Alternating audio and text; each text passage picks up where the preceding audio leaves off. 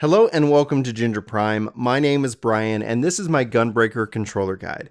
In this guide, I'm going to show you my layout, setup, macros, everything that I'm doing to hopefully help give you the best tools possible when playing this game. This works across PlayStation, Xbox, PC, whatever platform you're on that supports a controller. This should be a really good place for you to start, and especially whether you're level 1 or in this case level 80. If you guys have any questions below about any of the buttons, any of the placements that I've got, just let me know. This is to hopefully help give you a good template, but by all means, the goal of this is to help empower you within the tools of the game itself to have the most comfortable layout possible. Anyway, if you're looking for more Final Fantasy content, you can always check the playlist in the description below or my podcast channel, Ginger Gaming Radio. We've got the Crystal Core podcast, so if you're grinding it out in Final Fantasy, you want to get caught up on the news, discussion, anything at all around the game, links are in the top description below. I really hope to see you over there, and thank you so much for the support. Okay, so for the controller guides, typically if this is your first guide with us, welcome and welcome to the Soul Nation. If you feel like we earn it, I hope you hit that subscribe button. But beyond that little call to action, I really want to point out a couple things. Whether you're playing any of the tanks, I try to align similar skills across multiple jobs. So just to kind of highlight this, right now I'm on Gunbreaker, but if I switch over to Warrior, which is the same level, you'll notice that some of the skills remain in the same placement. Same thing if I go to Dark Knight or to Paladin. This is to help increase my muscle memory, so I don't have to think about where something is placed. However, this obviously won't translate one-to-one no matter what job you're playing, and so for Gunbreaker, that rule still applies here. So a couple things, and typically the number one question I get whenever I put these controller guides out is how do I put these skills here and in the cross hotbar, double click left and right. So first things first, you cannot drag skills onto your cross hotbar like your expanded hotbar itself. I'll show you what I mean by that. So let's say I want to drag Keen Edge. I cannot put that right here. The reason is because this is linked to my hotbar 3, and I'll show you where that's done here in a little bit. But you can see here hotbar 3, if I move this around, that's going to play that here. I can drag and drop right on there and back and forth. You have to manage the actual hotbar, not the linked one, which is being done and just managed as kind of a visual preview here for you. I run everything pretty much off of one hotbar as my main hotbar, and then I use the expanded cross hotbar right here, which you can access via double tap left or right on the D-pad trigger. So in this case, R2 and L2 accordingly. You'll also notice that I have some skills tucked away behind the left trigger then right trigger hold, and then I've got shared skills on the right trigger then left trigger. And again, I'm going to show you how to set all that up. Otherwise, let me just go ahead and talk about the UI HUD here just for a brief second. You'll see that I am using hotbar 3. From a settings perspective, I just have this as a natural hotbar. The reason I choose 3 is because it doesn't have the hotbar being displayed. And beyond that itself, under system character configuration, you can easily come in here and you can turn off hotbar numbers, which I like, so I don't have these floating numbers just around. And I also have turned on hide unassigned slots. So if I unturn that, you can see all the different hotbars that I've kind of got floating out there in the world. So hide unassigned slots gives me that real clean look to my layout. I'm not clicking any of these skills. These are just to communicate cooldowns to me so that my eyes are drawn to them and nothing else. There's no reason for that. You're not going to be playing with the controller and then having to use a mouse or the PS4 kind of touchpad to be able to click these. Whatever you want to put here to communicate to you, that's what needs to go on that hotbar, and that's the only reason why it exists. All right, so the typical hotbar layout structure for this video is I'm going to kind of tell you why I put my skills in the places that I've put them for ease of use. I'll talk about rotations and more, but it's just to help give you a guide to give, just to set you up and make it the most comfortable. So on the double tap left trigger, I've got No Mercy, Heart of Stone, and Heart of Light. Heart of Stone being a defensive buff that I can apply to myself or another party. Heart of Light, group-wide magic defensive buff here. The reason I have No Mercy here, and the reason I also have it mirrored over here, is that whether I'm doing a single target rotation, I can easily pop up and apply No Mercy, and same thing applies if I'm doing my AoE rotation. You'll notice that if I use a skill, I have it currently set to automatically return to my hotbar left or right. So if I want to apply this buff, immediately I'm back in here. I don't have to let go of the trigger at all to return. I can double tap, I can fire it off, and immediately I'm back in. To have it set up this way, go to System, Character Configuration, Hotbar Settings, and then under your cross tab, If you scroll to the bottom, you're going to have some W cross hotbar settings. I have mine to always display. I have mine set to return to my cross hotbar after W cross hotbar input, and then I set the position separately. That's really not as important. If I click it, you can see it just kind of slightly moves, so it's not as important. But if you want to have a different kind of HUD layout, you need to have that option set. If you're struggling with double tapping the timer, you can adjust this input to find something that is more comfortable to your approach. But for me, I find the 25, the default, works just fine. Then continuing on our journey, I have Bloodfest, which is going to give me 2 cartridges to my gauge. Then I have Nebula. This is a defensive buff for me. It's going to reduce all damage taken by 30%. Then I have Aurora. This is a basically regen. You have a regen spell. It's fantastic. I like to apply this to myself, especially if I couple this with Super Bowl, which is my oh no, oh my god, down to 1 HP moment. So if I just couple that, be able to apply Aurora, you'll see that I'm going to start healing, especially while I'm in Vuln. So those are 2 things really good to pair together. But you can see obviously with Super Bowl, it's got a massive cooldown attached to it. This should be used only sparingly and also in coordination with your healer. Then I've got Blasting Zone, and the reason I've got Blasting Zone here as well as over here is especially if I'm doing my AoE rotation, I don't want to have to be able to jump around back and forth between the left trigger and the right trigger, especially if I'm doing AoE.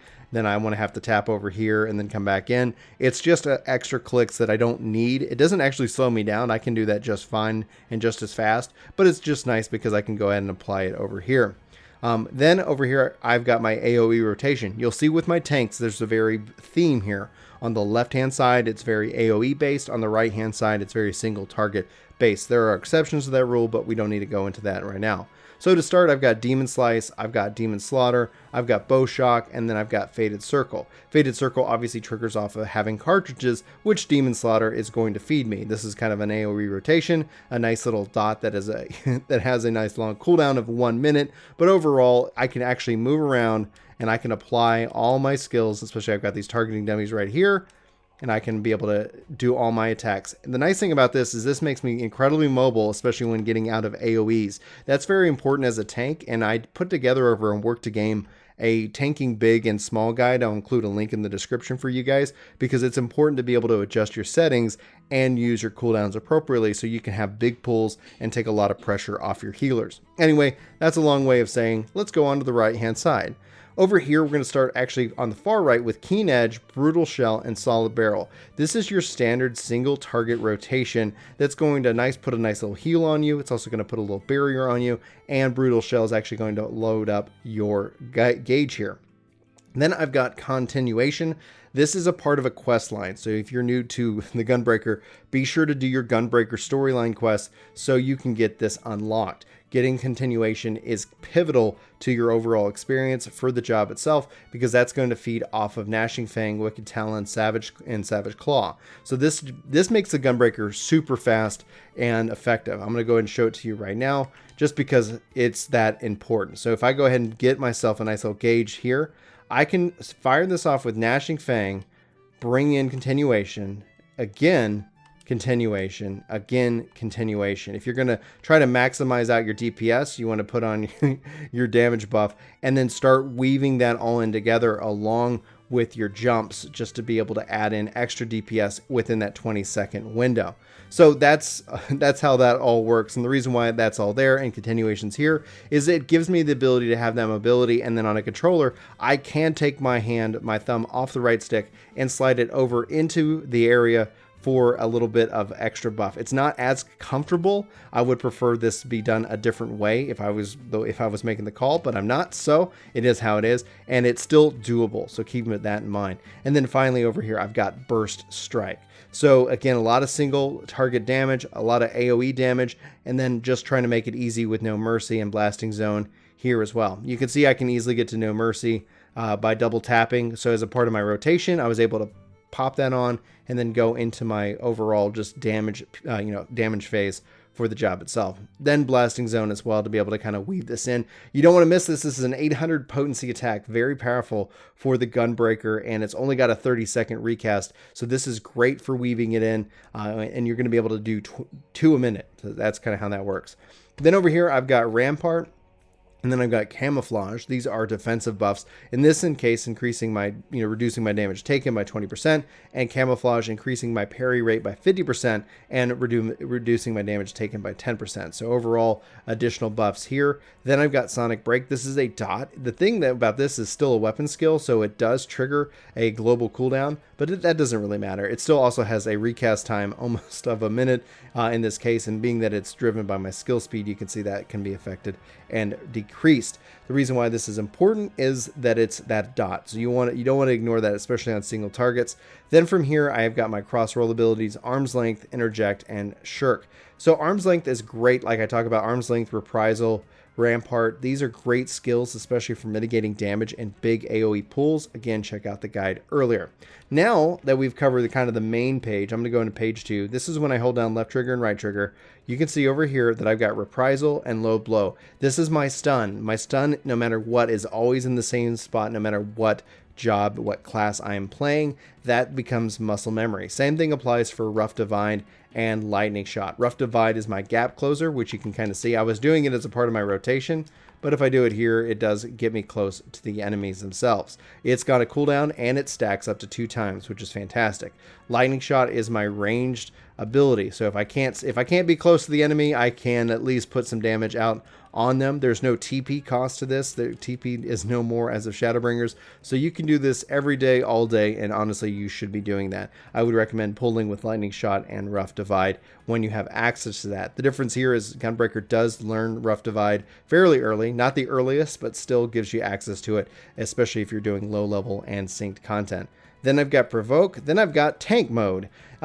I've got my opinions on tank mode in this case. If this is on, you're the tank. If this is not on, you're not the tank. That's just how that works. And then I have Super Bold. This is going to, again, reduce my HP back down to 1, making me invulnerable for 8 seconds. And then from here, I can just couple that with that and let myself cure, as well as doing my general rotation. So it's not as bad. When I originally read about it, I was like, 1 HP. Overall, you can get your HP back up. Your survivability can be quite substantial, especially with your debuffs. But again, coordinate that with your healer. So last but not least, let's go into character configuration and let's go into cross hotbar settings. We already showed off pretty much what these are. I am in hold mode. If you're struggling with a controller, you can play in toggled or mixed. This is more for accessibility, but it will limit you in options. Finally, under the custom tab, you're going to see enable expanded controls with L trigger and R trigger. This is where I set it to hotbar 2 left and then hotbar 7 right. 7 in this case is shared, if you want to know what that means. Anything that is unchecked under the sharing tab is specific to the job or class that you're on. Any job or any class is going to have its own specific hotbars. Anything that's shared means that those are the skills that no matter what job you're on, they're always going to be there for you. And that's really where I put my mount, my minions, all the cool stuff that I want. So if I just jump over to 7, this is shared. This is where I have my sprint. This is where I have a couple of mounts and a mount roulette. This is where I have a limit break, and this is where I have a couple of macros. So let me just kind of highlight the macros here for you. So if I need to be able to apply a target, I can have a party chat that's going to mark that target for me. If I want to apply multiple targets, if I got 2, I can do so. Let me just unmark that target so you can actually see how actually 2 works. So you don't need to worry about more than that. Like if you really want to put an order together and need to think about it, you can use that macro and it's going to mark multiple targets and allow the DPS to know, hey, I'm focusing on this one first, and as soon as I'm going over, I'm moving into this one. Now you can see here I can easily switch target, and you might be wondering how I'm doing that. When I'm holding down the trigger using L1 or R1 as a bumper in this case, or I can easily tab between the 2 targets without losing focus and easily switch between the 2. Now, if you're doing a pull, I'd recommend hitting everything with an AoE just to make sure that you're on their hate list and in tank mode, but it just makes it nice to see your enemy list as it's going down here on the left-hand side. If for some reason you're losing hate, or if you want to help finish off an enemy quickly, you can do so by just hitting holding the trigger and hitting the L bumper or R bumper. For me, it actually is very comfortable because I use kind of the Pro or the Elite controller from Xbox, which gives me the paddles in the back, so I can easily just, without having to move my hands in an uncomfortable way, I can easily do some targeting. You can also hold down L1, and then you can easily cycle up and down on the D-pad to be able to kind of do a different kind of target as well. So if you're trying to target somebody specifically, that is the best advice that I can give you, especially as a tank in this game. let's see here. I just want to double check. Oh, I said macros for you guys. So user macros, and then coming in here, you can see them listed up on the screen. I am doing a party text chat right here. My primary target, let's bring the hurt, focus target, and then enemy attack sign, attack 1, focus thing into the target. 2, how 2 works, if you see here, is that I mark the first target as my focus target. I have it use target back. And then from here, I have it mark that target as attack 2, and then I return my target to my focus target, thus putting it just basically as a quick pop to map out those. Lastly, I have a 6 in this case. This is focusing the target and doing a countdown for the party. This is where it does that 6, 5, 4, etc. So to kind of highlight that, if you want to see, I can say, hey, I'm going to initiate a countdown, but because I'm not in a party, then it's not going to work. So, oh well, that's a little anticlimactic for the end of this video. Guys, that's going to wrap it up for me. Thanks so much for watching. If you guys have any questions, let me know in the comments below. I really appreciate you taking time to watch this video. My name is Brian. This is Ginger Prime. Hopefully you enjoyed this video, and if you did, hit that like button. Let me know what you're thinking in the comments below, but I'll leave it at that. Thank you again. I love you faces, and I hope to see you in my next video. But until then, take care. This video is sponsored by me, Ginger Prime. Hopefully you'll check out my podcast channel, Ginger Gaming Radio, which we have lots of guests, lots of great conversations, and even more highlights. Links are in the description below. Let me know what you think. Thanks.